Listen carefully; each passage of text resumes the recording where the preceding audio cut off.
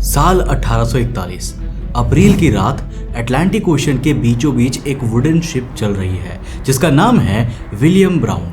Ship में 65 लोग बैठे हैं, बच्चे, औरतें, बूढ़े, सब लिवरपूल से अमेरिका जा रहे हैं अपनी नई जिंदगी शुरू करने के लिए।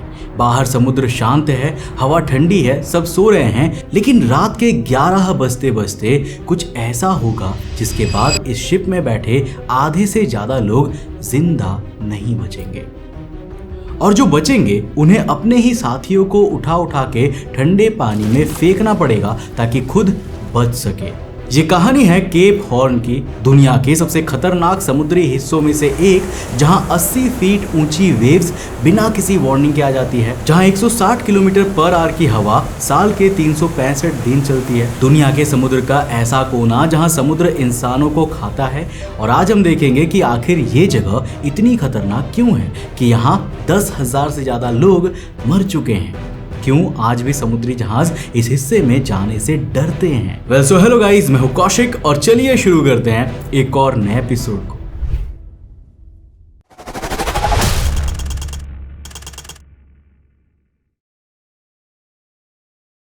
दोस्तों, वीडियो शुरू करने से पहले मैं देख पा रहा हूं कि आप में से आधे से ज्यादा लोगों ने अभी तक सब्सक्राइब नहीं किया है। यार सब्सक्राइब करना बिल्कुल सिंपल है यार, सब्सक्राइब वाला बटन दबाओ, क्या हो रहा है, साथ में नोटिफिकेशन बेल को भी ऑन कर लेना। तो साउथ अमेरिका का सबसे पहले नक्शा देखो। अब सीधे सबसे नीचे जाओ जहां आपको एक छोटा सा आइलैंड दिखेगा। ये है हॉर्नोस आइलैंड। इस आइलैंड के एक सायर पर एक पॉइंट है जिसे दुनिया केप हॉर्न कहती है। ये वो जगह है जहां दो बड़े बड़े समुद्र अटलांटिक और पैसिफिक एक दूसरे से मिलते हैं। लेकिन ये कोई शांत मुलाकात नहीं है, ये ना इन दोनों समुद्रों की लड़ाई है। और इस लड़ाई को समझने के लिए तुम्हें समुद्र के बॉटम को समझना पड़ेगा। देखो, केप हॉर्न से थोड़ा दूर समुद्र 4000 मीटर गहरा है, लेकिन जैसे ही ये पानी केप हॉर्न के पास आता है, समुद्र का बॉटम अचानक ऊपर उठ जाता है 4000 मीटर से सीधा 100 मीटर तक, बस कुछ किलोमीटर में। अब सोचो, इतना सारा पानी तेजी से बह रहा है और अचानक पीछे जमीन आ गई। पानी को जगह नहीं मिलती तो उसकी एनर्जी जाती है सीधे ऊपर और बनती है वेव्स। 40 फीट, 50 फीट, कभी 80 फीट ऊंची। 80 फीट मतलब 8 मंजिला बिल्डिंग जितना ऊंचा पानी। और ये वेव्स एक तरफ से नहीं आती, हर तरफ से आती है। कोई पैटर्न नहीं, बस अचानक तुम्हारे शिप के सामने एक पानी का पहाड़ खड़ा हो जाता है। लेकिन सिर्फ ये वेव्स ही केप हॉर्न को खतरनाक नहीं बनाती। असली प्रॉब्लम तो कुछ और है, और ये असली प्रॉब्लम है हवा। देखो, केप हॉर्न उस जगह पर है जहां दुनिया की सबसे तेज हवाएं चलती है। सेलर्स ने इन हवाओं को उनके लैटिट्यूड के हिसाब से 3 नाम दिए हैं। 40 डिग्री साउथ की हवाओं को रोअरिंग 40s कहा है, 50 डिग्री को फ्यूरियस 50s और 60 डिग्री को स्क्रीमिंग 60s। अब ये समझना जरूरी है कि ये हवाएं इतनी तेज क्यों हैं। तो देखो, केप हॉर्न के समुद्र के नॉर्दर्न साइड में नॉर्थ अमेरिका, यूरोप, एशिया जैसे बड़े बड़े कॉन्टिनेंट्स हैं जो हवाओं के रास्ते में आ जाते हैं और उन्हें स्लो कर देते हैं। लेकिन सदर्न साइड में कई 100 किलोमीटर तक कुछ भी नहीं है, सिर्फ समुद्र, कोई जमीन नहीं, कोई चीज नहीं जो हवा को रोक सके। तो ये हवाएं और तेज और आर्कटिक ओशन के चलते ठंडी हो जाती है। इसलिए जब ये केप हॉर्न पर पहुंचती है ना, तो उनकी स्पीड 160 किलोमीटर पर आवर और टेम्परेचर काफी कम हो जाता है। अब तुम जरा सोच कर देखो, एक तरफ 80 फीट की वेव्स और दूसरी तरफ 160 किलोमीटर पर आवर की कोल्ड तूफानी हवा। लेकिन अभी एक और चीज है जो इन दोनों को और भी ज्यादा खतरनाक बना देती है। वो चीज है एंटार्क्टिक सर्कमपोलर करंट, जो दुनिया का सबसे बड़ा ओशन करंट है। ये एक ऐसा पानी का फ्लो है जो अंटार्कटिका के चारों तरफ वेस्ट से ईस्ट की तरफ बिना रुके घूमता रहता है। ये वाटर फ्लो कितना तेज है और खतरनाक है, इसका अंदाजा आप इसी से लगा सकते हो कि अगर दुनिया की सारी नदियां जोड़ दो ना, यानी गंगा, अमेज़न, नील, मिसिसिपी, सब की सब, तो भी ये करंट 1 सेकंड में उन सब से 100 गुना ज्यादा पानी बहाता है। इसका फ्लो रेट है 170 मिलियन क्यूबिक मीटर पर सेकेंड। अब जब इतना पानी ड्रेक पैसेज से गुजरता है जो सिर्फ 700 किलोमीटर चौड़ा है, तो ये कुछ ऐसा होता है जैसे एक बड़ी नदी को एक छोटी सी नाली से गुजारना पड़ रहा हो। यानी पानी दबता है, प्रेशर बढ़ता है, एनर्जी कंसंट्रेट होती है और वेव्स ऐसी उठती है जैसे समुद्र के अंदर से कोई दानव निकल रहा हो। लेकिन ये सब तो तब होता है जब समुद्र अपनी नॉर्मल हालात में हो। पर कभी कभी केप हॉर्न के पानी में कुछ ऐसा होता है जिस पर शुरू में तो वैज्ञानिकों ने यकीन तक नहीं किया था, और वो है रोग वेव्स। ये वो वेव्स है जो बाकी वेव से 2-3 गुना बड़ी होती है और बिना किसी वार्निंग के अचानक आ जाती है। बहुत लंबे टाइम तक वैज्ञानिक मानते थे कि इतनी बड़ी वेव हो ही नहीं सकती। कहते थे कि ये सेलर्स की कहानियां हैं, एग्जैजरेशंस है। लेकिन 1 जनवरी 1995 को नॉर्थ सी में ड्रॉपनर ऑयल प्लेटफॉर्म ने एक वेव रिकॉर्ड की 84 फीट ऊंची, मतलब लगभग 26 मीटर। उस दिन से वैज्ञानिकों को मानना पड़ा कि रोग वेव्स रियल होती है, जिसके बाद स्टडीज में पता चला कि ये तब बनती है जब अलग अलग डायरेक्शन से आने वाली वेव्स एक जगह पर मिल जाती है और उनकी एनर्जी मल्टीप्लाई होती है, जिससे अचानक ये 80 फीट की पानी की दीवारें समुद्र में जहाजों के सामने खड़ी हो जाती है, जिनका दिखना ही मौत का पैगाम माना जाता है। और केप हॉर्न के पास जहां करंट्स और विंड्स पहले से पागलों की तरह चलती है, वहां तो ये रोग वेव्स का खतरा हर वक्त बना ही रहता है। अब तुम्हारे मन में एक सवाल जरूर आ रहा होगा, अगर ये जगह इतनी खतरनाक है तो लोग यहाँ जाते ही क्यों थे? वेल, जवाब बहुत ही सिंपल है, मजबूरी में। 1914 से पहले पनामा कनाल नहीं था। मतलब अगर तुम्हें यूरोप से एशिया जाना है या अमेरिका के ईस्ट कोस्ट से वेस्ट कोस्ट की तरफ जाना है तो सिर्फ एक ही रास्ता था, केप हॉर्न से गुजरो। कोई शॉर्टकट नहीं था, इसलिए हर साल हजारों की तादाद में शिप्स यहाँ से गुजरती थी, माल ले जाती थी, लोग ले जाते थे और हर साल कई शिप्स कभी वापस नहीं आई। 17th सेंचुरी से लेकर 20th सेंचुरी के शुरू तक 800 से ज्यादा शिप्स यहाँ पर तबाह हुई है और अंदाजा लगाया जाता है कि 10,000 से ज्यादा सेलर्स यहाँ पर मर चुके हैं। इस डर ने सेलर्स के अंदर एक अलग दुनिया बना दी, जहाँ टैटू एक लैंग्वेज था, ईयर रिंग मौत का प्लान था और एक परिंदे को मारना सबसे बड़ा पाप था। समझ आया? वेल, नहीं समझ आया तो स्टेप बाय स्टेप बताता हूं। तो देखो, जो सेलर केप हॉर्न राउंड करके जिंदा वापस आते थे ना, वो अपने शरीर पर एक खास तरह का टैटू बनवाते थे। एक जहाज जिसके सारे सेल्स खुले हैं, ये टैटू दुनिया के किसी भी पोर्ट पर एक सर्टिफिकेट की तरह काम करता था। इसका मतलब था कि ये आदमी धरती के सबसे खतरनाक पानी से गुजर के जिंदा लौटा है।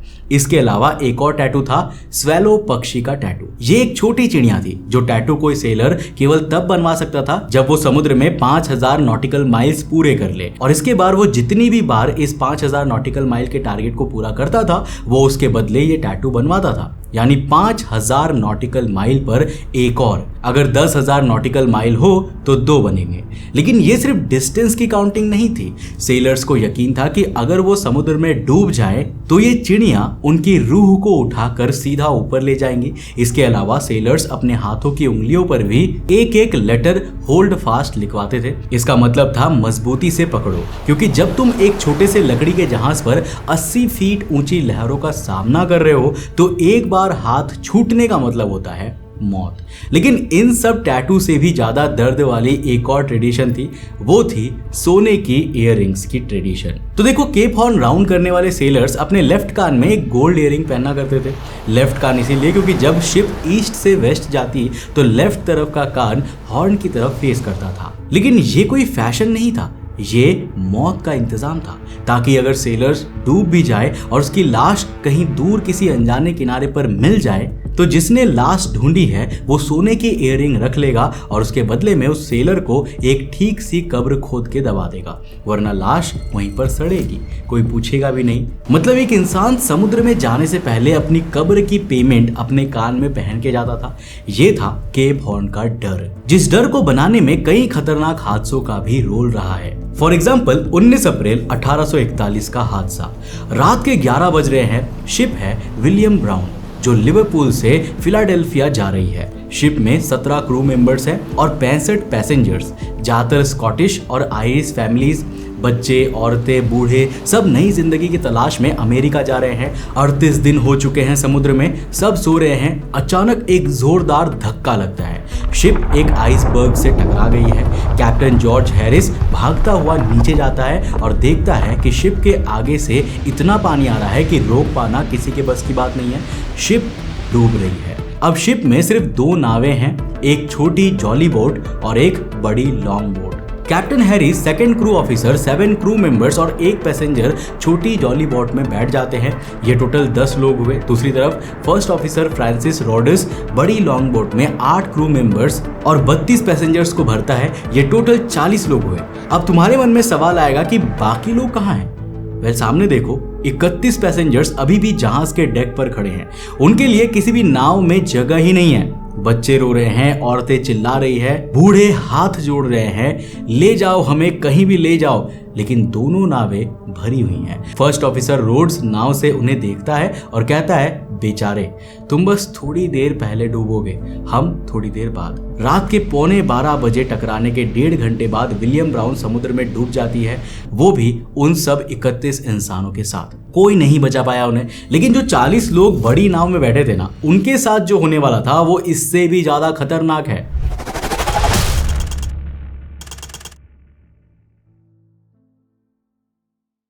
लॉन्ग बोट में 40 लोग भरे हैं, 8 क्रू मेंबर्स और 32 पैसेंजर्स। नाव 22 फीट लंबी है, मतलब एक छोटे कमरे जितनी।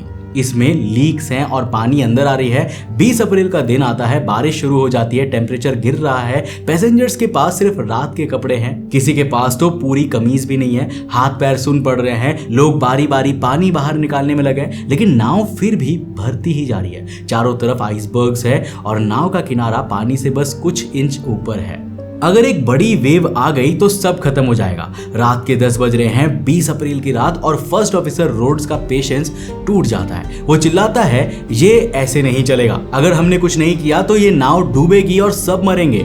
कोई नहीं हिलता तो रोड्स एक हुक्म देता है जो इंसानियत की सबसे काली लाइंस में लिखा जाएगा, पैसेंजर्स को उठाओ और समुद्र में फेंक दो, वरना हम सब डूबेंगे। अब यहाँ पर एक आदमी है, 26 साल का एक सेलर, अलेक्जेंडर विलियम होल्म्स। ये वही आदमी है जिसने बस कुछ घंटे पहले डूबती विलियम ब्राउन शिप पर वापस चढ़कर एक बीमार पैसेंजर को अपनी पीठ पर उठा के नाव तक लाया था। उसी होम्स को अब एक ऑर्डर मिल रहा है, लोगों को उठाओ और पानी में फेंक दो। और होम्स के पास उस ऑर्डर को मानने के अलावा और कोई भी रास्ता नहीं है, क्योंकि अगर नहीं माने तो सबसे पहले उसे ही समुद्र में फेंक दिया जाएगा। इसीलिए वो मजबूरी में ऑर्डर फॉलो करना शुरू करता है और एक एक करके पहले अकेले आदमियों को फेंकता जाता है, सिंगल मैन जिनके साथ कोई नहीं है, और शादीशुदा लोगों को छोड़ देता है। इसी बीच वो एक आदमी फ्रैंक आस्किन को जब समुद्र में फेंकने वाला होता है तो वो आदमी हाथ जोड़ता है, अपनी जेब से पैसे निकाल कर देता है, कहता है, मुझे मत फेंको, मैं तुम्हें पैसे दूंगा। पर होम्स उसे फेंक देता है। आस्किन की 2 बहन भी उस बोट पर थी जो अपने भाई को समुद्र में फेंके जाने के बाद टूट जाती है और आगे आती है, कहती है, हमें भी फेंक दो, हम भाई के बिना नहीं रहना चाहते। और उन्हें भी फेंक दिया जाता है। उस रात में 14 आदमियों और 2 औरतों और टोटल 16 इंसानों को ठंडे अंधेरे पानी में मरने के लिए फेंक दिया जाता है। एक भी क्रू मेंबर को नहीं फेंका जाता, सिर्फ पैसेंजर्स को फेंका जाता है। सुबह होती है, नाव हल्की हो जाती है, मौसम साफ होता है और एक गुजरती शिप क्रेसेंट लॉन्ग बोट के 24 लोगों को बचा लेती है। छोटी जॉली बोट को 6 दिन के बाद एक फ्रेंच शिप बचा लेती है। अब तुम्हारे मन में जरूर एक सवाल आएगा, क्या होम्स को कोई सजा मिली? तो देखो, जब ये सब वापस फिलाडेल्फिया पहुंचते हैं ना, तब पब्लिक में गुस्सा फूट जाता है, लोग इंसाफ मांगने लगते हैं। फर्स्ट ऑफिसर रोडिस, जिसने फेंकने का ऑर्डर दिया था, वो भाग जाता है और कभी नहीं मिलता। अकेला होम्स पकड़ा जाता है, जिसके बाद 1842 में फेडरल कोर्ट में ट्रायल होता है। यूनाइटेड स्टेट्स के कानून के मुताबिक होम्स दुनिया का पहला लाइफ बोट एथिक्स केस का दोषी था। पर होम्स के लॉयर का कहना था कि जब मौत सामने हो तो लॉ काम नहीं करता, ये सर्वाइवल था। लेकिन जज ने कहा, नहीं, एक सेलर का फर्ज है कि वो अपनी जान दे दे लेकिन आखिरी सांस तक पैसेंजर्स को बचाए। ज्यूरी ने 16 घंटे सोचने के बाद होम्स को गिल्टी पाया, लेकिन उन्हें उसकी हालात पर तरस भी आया, जिसके चलते उसे सिर्फ 6 महीने जेल और $20 फाइन की सजा मिली। बाद में प्रेसिडेंट जॉन टाइलर ने उसका केस देखा और उसके फाइन को माफ कर दिया। लेकिन वो सवाल आज भी जिंदा है, अगर तुम रात के अंधेरे के बीच कई फीट ऊंची लहरों से लड़ते हुए डूबते नाव में हो तो तुम क्या करोगे? ये था केप हॉर्न का वो चेहरा जहां समुद्र इंसानों को इंसान के खिलाफ कर देता है। लेकिन केप हॉर्न के पास ना एक और फेमस सर्वाइवल स्टोरी है, जहां समुद्र ने इंसान को तोड़ने की पूरी कोशिश की, लेकिन कुछ लोग फिर भी नहीं टूटते। 7 मार्च 1907 को एक ब्रिटिश शिप डनडोनाल्ड सिडनी से इंग्लैंड जा रही थी। शिप में 28 लोग थे और वीट का माल भरा हुआ था। सब अंटार्कटिक ओशन में अचानक इतना भयंकर तूफान आया कि जहाज अपना रास्ता खो बैठा और सीधा डिसअपॉइंटमेंट आइलैंड की 300 फीट ऊंची चट्टान से टकरा गई। वेव्स जहाज के ऊपर से गुजर रही थी। Captain J.T. थॉर्बर्न, उसका बेटा और कई क्रू मेंबर्स तुरंत मर गए। 28 में से सिर्फ 16 लोग किसी तरह चट्टान पर चढ़ पाए, लेकिन फर्स्ट मेट जेबेस पीटर्स भी ठंड से मर गया। अब सिर्फ 15 लोग ऐसे आइलैंड पर बचे थे जहां ना तो खाना खाना था, ना कपड़े थे, ना आग था, ना रेस्क्यू की कोई उम्मीद। पहले उन्होंने कच्चे एल्बाट्रॉस खाए, फिर लकड़ियां रगड़कर आग बनाई, सील्स का शिकार किया, उसकी चमड़ी से जूते बनाए और जमीन में गड्ढे खोदकर सोने लगे। लेकिन उन्हें पता था कि इस आइलैंड पर रुकना मतलब धीरे धीरे मरना। इसलिए उन्होंने टेढ़ी मेढ़ी लकड़ियों, शिप के सेल के कपड़े और सील की चर्बी से एक टूटी सी कोरैकल बोट बनाई। कुछ लोग उस बोट से ठंडा समुद्र पार करके ऑकलैंड आइलैंड पहुंचे, फिर जंगल और पहाड़ों से गुजरते हुए गवर्नमेंट डिपोट तक पहुंचे। वहां खाना तो नहीं मिला, लेकिन एक छोटी बोट मिल गई। उन्होंने अपने कपड़े काट कर उसका सेल बनाया, वापस डिसअपॉइंटमेंट आइलैंड गए और बाकी सर्वाइवर्स को भी ले आए। आखिरकार 16 नवंबर 1907 को सरकारी जहाज हिनेमोआ आई और 8 महीने बाद सभी 15 लोग जिंदा बचा लिए गए। जाते जाते उन्होंने अपने फर्स्ट मेट जेबेस पीटर्स की बॉडी भी ढूंढी और उसे इज्जत के साथ दफनाया। लेकिन अगर तुम्हें लगता है कि ये सब पुरानी बातें हैं और आज की टेक्नोलॉजी ने केप हॉर्न को सेव कर दिया है, तो तुम गलत सोच रहे हो। जैसे कि मार्च 2010 में जब एक क्रूज शिप लुई मेजेस्टी, जिसमें एडवांस रडार लगा हुआ है, हजारों पैसेंजर्स है, मेडिटेरेनियन सी से गुजर रही थी, तब मेडिटेरेनियन सी, जो केप हॉर्न से 1000 गुना शांत समुद्र माना जाता है, वहां अचानक बिना किसी वार्निंग के 3 रोग वेव्स आती है 33 फीट ऊंची, जो जहाज की डेक 5 की मोटी ग्लास विंडोज को तोड़ देती है। पानी अंदर भर जाता है, 2 पैसेंजर्स मारे जाते हैं, 14 जख्मी हो जाते हैं। शिप के एडवांस रडार्स ने 1 मिनट पहले भी कोई वार्निंग नहीं दी थी। और जैसा मैंने कहा, ये तो मेडिटेरेनियन में हुआ। केप हॉर्न में तो ऐसी वेव्स रोज आती है। और शायद यही बात केप हॉर्न को दुनिया के सबसे जानलेवा समुद्रों में से एक बनाती है, जहां से आज भी जब कोई शिप गुजरता है तो उसका कैप्टन जानता है यहाँ कुछ भी हो सकता है किसी भी सेकंड, क्योंकि केप हॉर्न कोई जगह नहीं है, ये समुद्र का वो मोड़ है जो 400 साल से नहीं बदला और आगे भी नहीं बदलेगा। सो आई होप कि आपको आज के इस वीडियो से काफी कुछ नई जानकारी मिली होगी। अगर मिली तो इस वीडियो को लाइक कर देना, अपने दोस्तों के साथ जरूर शेयर करना। अगर आप नए चैनल पे तो इस चैनल को सब्सक्राइब करने के साथ साथ नोटिफिकेशन बेल ऑन कर देना। और अगर आपको ये वीडियो पसंद आई ना, तो मैं आपको रिकमेंड करूंगा कि आप अगली वीडियो इसे जाकर जरूर देखना, जिसमें हमने बात किया है ब्लू होल के बारे में। एक ऐसी जगह जहां पर लोग जाते तो हैं लेकिन वापस नहीं आ पाते, पर आखिर क्यों?